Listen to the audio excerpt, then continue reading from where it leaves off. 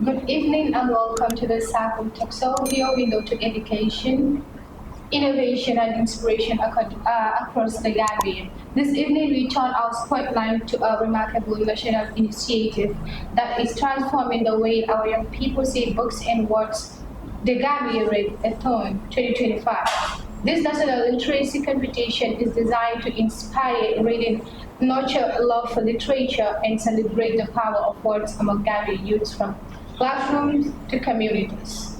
Passion for learning and giving students a platform to showcase their reading talents and confidence. Joining us this evening is CEO, a renowned author and honorable guest. I will allow him to introduce himself. Honorable, you're most welcome, together with your secretary behind this exciting movement. So stay tuned as we dive into the topic. Read-a-thon 2025, a celebration of literacy, learning, and leadership through reading. You're most welcome once again. Can you please tell us who you are? Thank you for the invitation. We're honored to be here.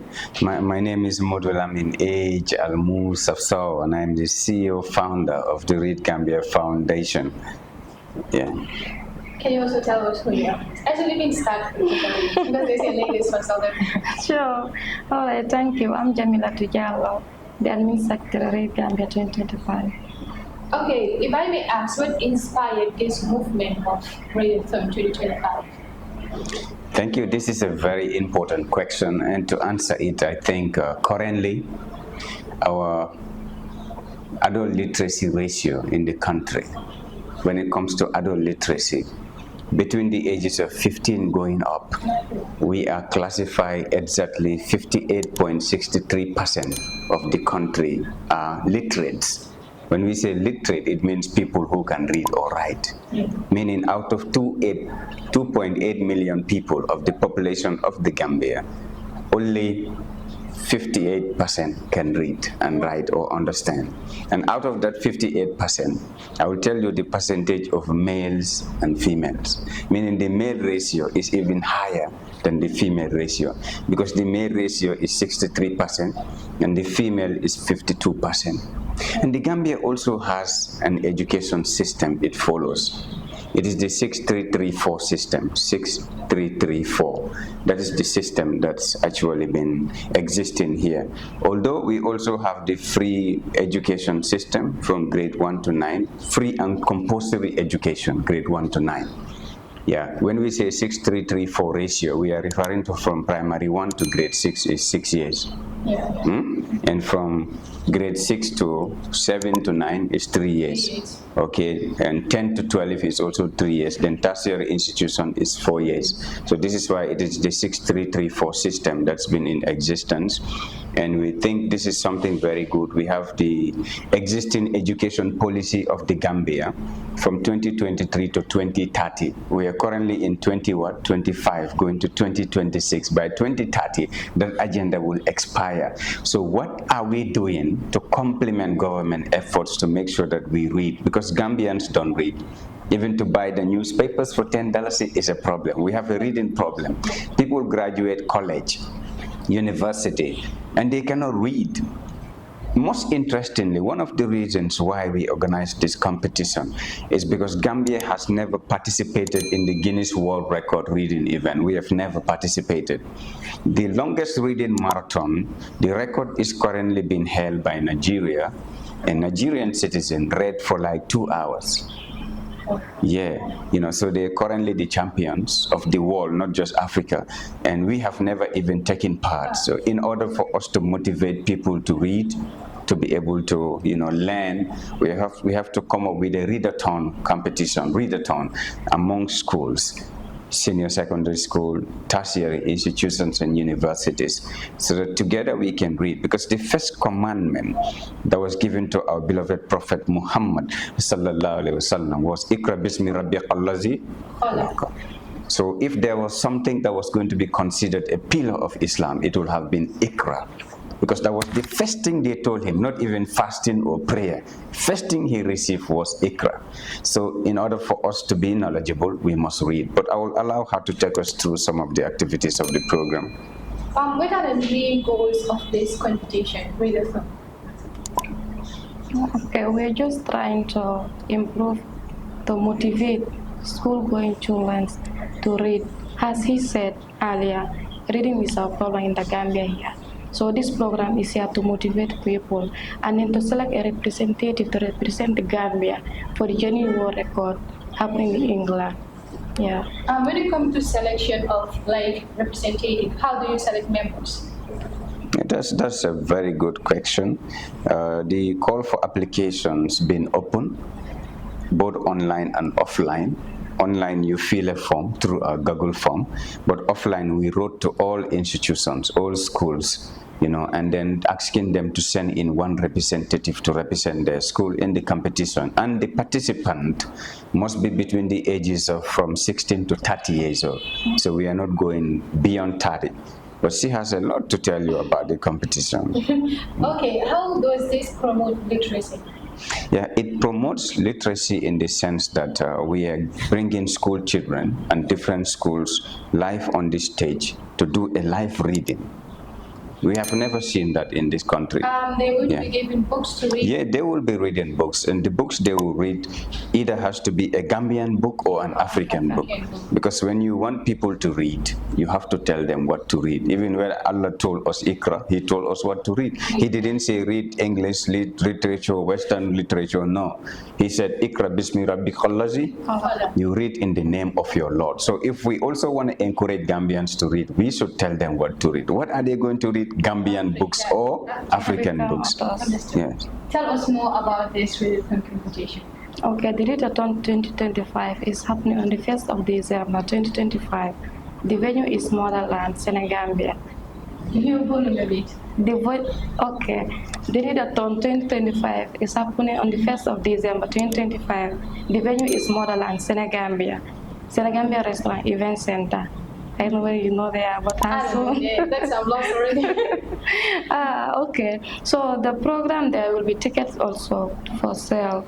Advanced standard ticket is 500. Advanced VIP is $1,000. There will be no gate ticket on the day of the event. Yeah. Wow, that is interesting. Though I will get to know. So how do you measure the impact of the readathon? That's a very fundamental question. We measure our impact on the lives and the schools that we are able to impact in the competition. We targeted 32 schools, and we might have all of them participate or less than that. And the impact will be huge, such that at least we will be able to fill in a demography. We have a demography in the country, that huge gap between sexes, male and female. It means that the male ratio is higher than the female ratio.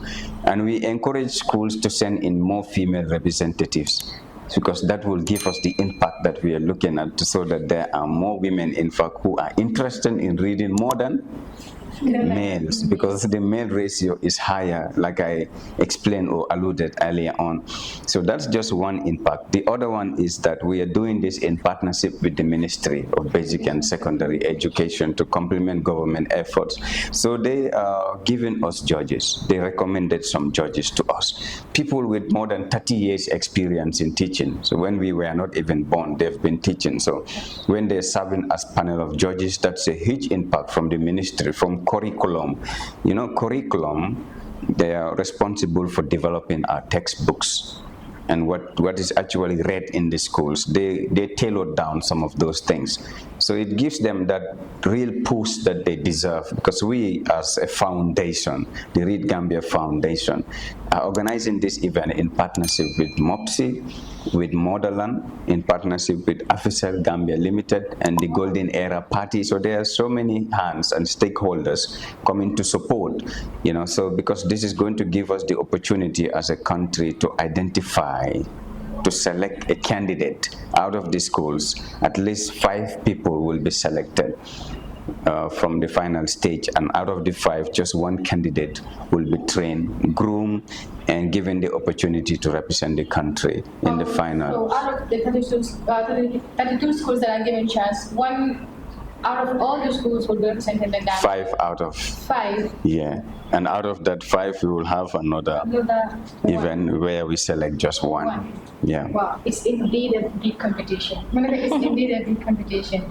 So how do you intend to continue this reading theme even after the competition? Yeah, that is what we call sustainability, and this is where the tickets come in. Because as a foundation, we don't rely on supports elsewhere to make it happen. We use our own resources. So if other partners come to join, to sponsor, we are very happy, but we are doing it on our own.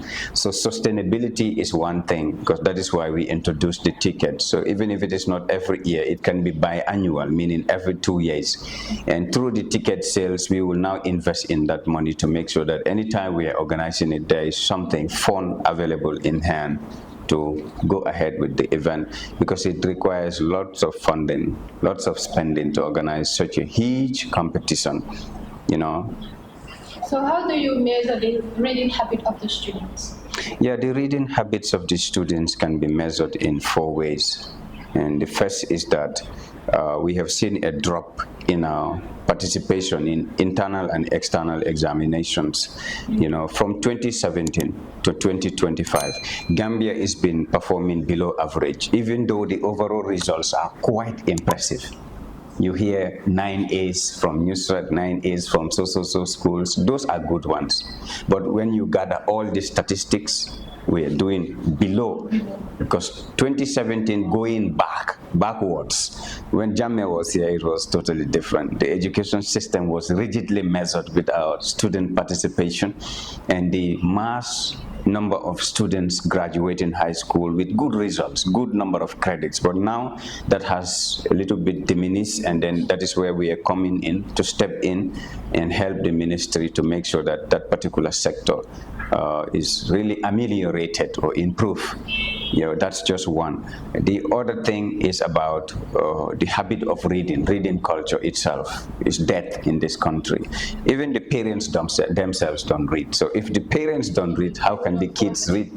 You know, they say a sorrel grows with its bitterness, you know. So the habit that you pick up and grow up with, you learn it from your parents at home. So if they don't see their parents reading, kids will not adopt to that lifestyle.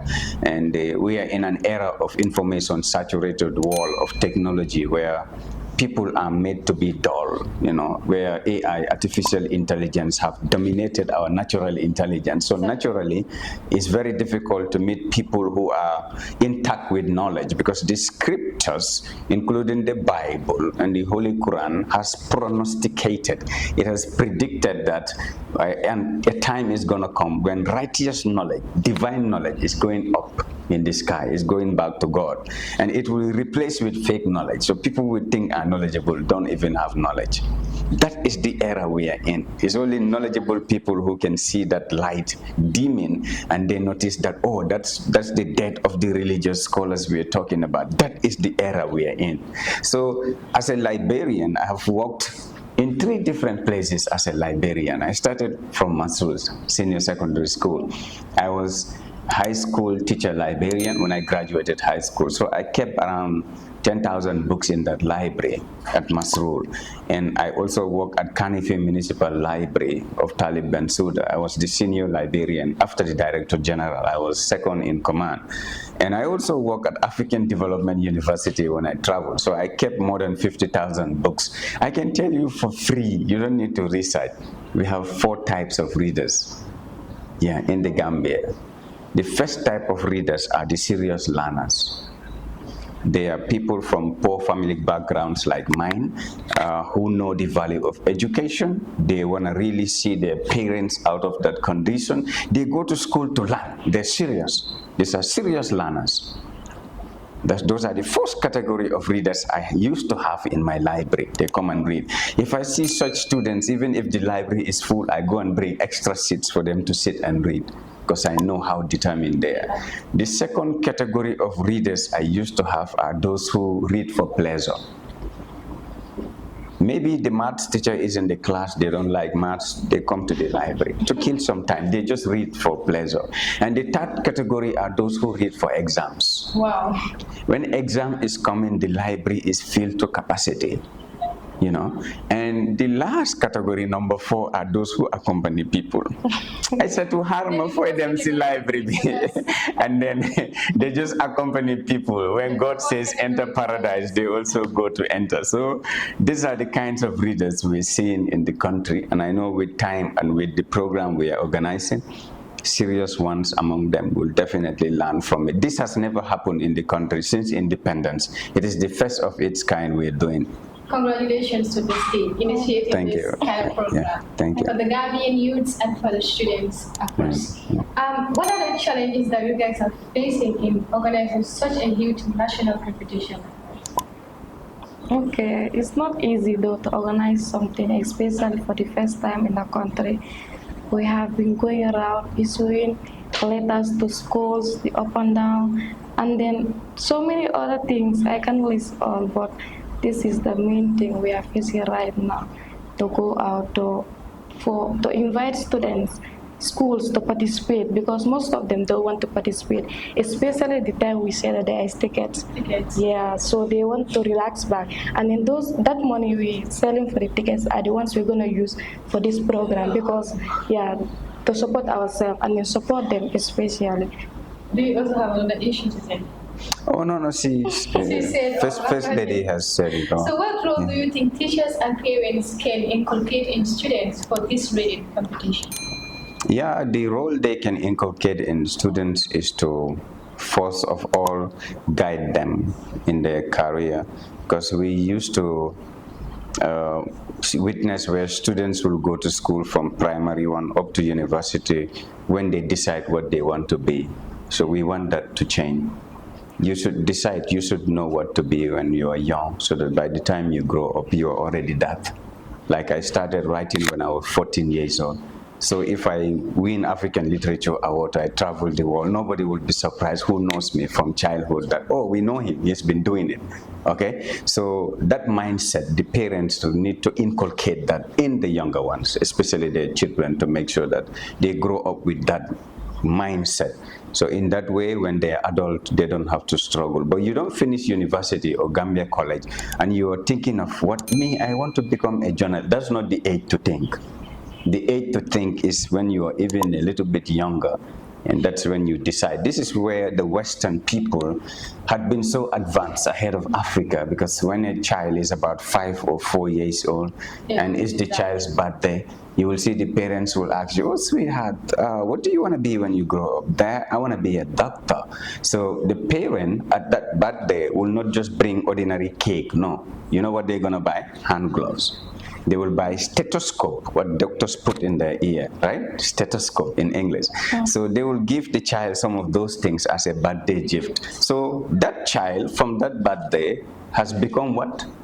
What he or she wants to be, right? So when you grow up like that, obviously you become a qualified medical doctor. Like you can have a dream or a passion to do something. One day it just fade away like that. Because your parents, instead of motivating you, they discourage you, because they want you to become what they want. That's right. Not what you want. Especially like for those that will finish grade 9 going to 10, go and study arts and become this. Go and study science and become this. Even if you know that arts is not your way or commerce is not your way, but they force you to do it, even if you don't want. That's why some students underperform, because they are asked to do what they don't want. That's right. If you allow someone to do what he or she wants, she'll perform it, because she will not go for what she wants and then she cannot do it. That's right. So that is it. What message will you send to the public or to the students? Yeah, the message I will send, I think the Ministry of Basic and Secondary Education is really doing a lot. Especially they have guidance and counseling centers in various regional administrative. Let them go beyond that. Let them go down to the grassroots, to the school level, so that they guide most of these youngsters that we are talking about. Because the parents too have a role to play when they force you to go and study arts and you really want to become a doctor. So it has nothing to do with it. Right now, some of the things that I see happening in the Gambia, one I pick out, which is very important. What you learn in school, what you end up becoming is different in this country. You see people study commerce and you see them now, they are nurses. Not nurses. Yeah, so they don't even have the background, because the background matters in what you do a lot.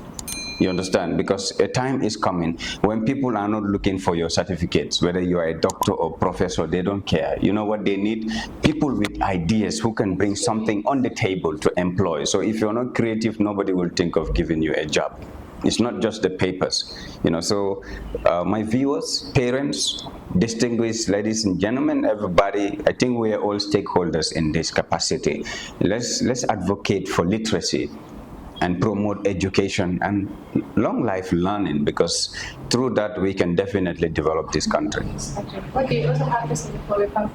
Okay, I'm urging all parents and then students to come and attend the program, even though they are not participating, but let them come and attend the program so that they can have experience, and then at least the tickets they're gonna buy, they are gonna support the educational system so that we can do this annually.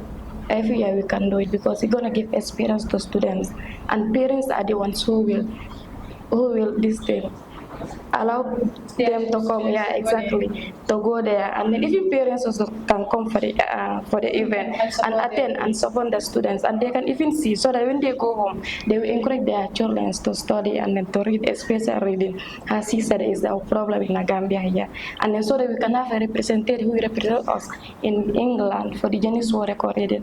So that's all I have. MashaAllah, thank you so much for coming. I really appreciate it. Indeed, it's a great initiative for inspiring and then motivating young kids or students from school. This is really something that will really motivate them, because if they've seen their friends participate in such an event or an activity like this, will bring that moral behavior of reading or that habit to them to be also reading at home and then develop themselves. Thank you so much for coming, and this is really great.